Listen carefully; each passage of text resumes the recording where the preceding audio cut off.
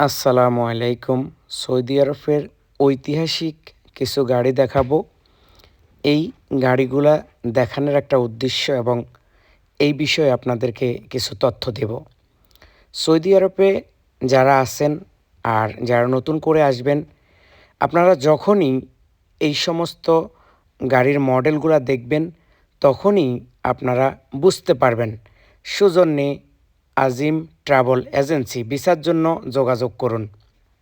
যখনই কোথাও আপনি এই পুরাতন মডেলের গাড়িগুলা দেখবেন, তখনই আপনি ভাবনা চিন্তা করবেন যে এইখানে হয়তো যে কোনো একটা দোকান উদ্বোধন হবে। সৌদি আরবের ঐতিহ্য এবং সৌদি আরবের পুরাতন মডেলের গাড়ি আপনি যেইখানে পার্কিংয়ে দেখবেন, আপনাকে বুঝতে হবে যে সৌদি আরবের যেই কোনো দোকান অথবা প্রতিষ্ঠান উদ্বোধন হবে। এটা হচ্ছে তাদের দেশের কালচার।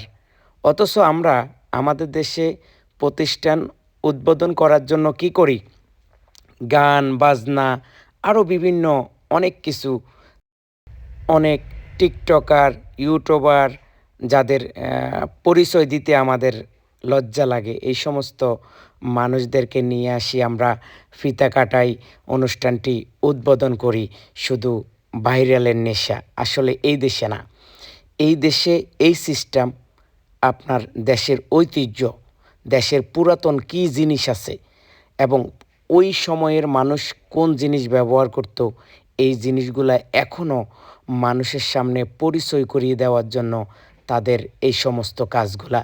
অথচ দেখা গেছে আমাদের দেশে আমরা টিকটকারকে, ইউটিউবার, ফেসবুকার, বিভিন্ন যে সমস্ত মানুষ সমাজকে নষ্ট করে, সমাজকে খারাপ করে, সমাজের যেই কাফন ভিডিও বলা হয়, যেগুলা মানে দেখার মতো না, ওই সমস্ত বিষয়গুলো আমরা তুলে ধরি মানুষের সামনে। অথচ এই দেশে এই কালচারটা অনেকটাই ভিন্ন।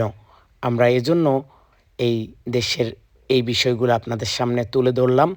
আশা করি আপনাদের ভালো লাগবে এবং এখন থেকে আপনারা যেইখানে এই সমস্ত পুরাতন মডেলের বিভিন্ন গাড়িগুলা দেখবেন, তখনই আপনারা বুঝতে পারবেন যে সৌদি আরবে এই সমস্ত যেই কোনো একটা দোকান অথবা প্রতিষ্ঠান উদ্বোধন হবে। চলুন আর কথা না বাড়িয়ে সম্পূর্ণ ভিডিওটা জুড়ে আমি সাথে আছি আব্দুল আজিম। আজকের মতো বিদায় নিচ্ছি। আবারও দেখা হবে কোনো সময় কোনো বিষয় নিয়ে আপনাদের সামনে। আল্লাহ হাফেজ।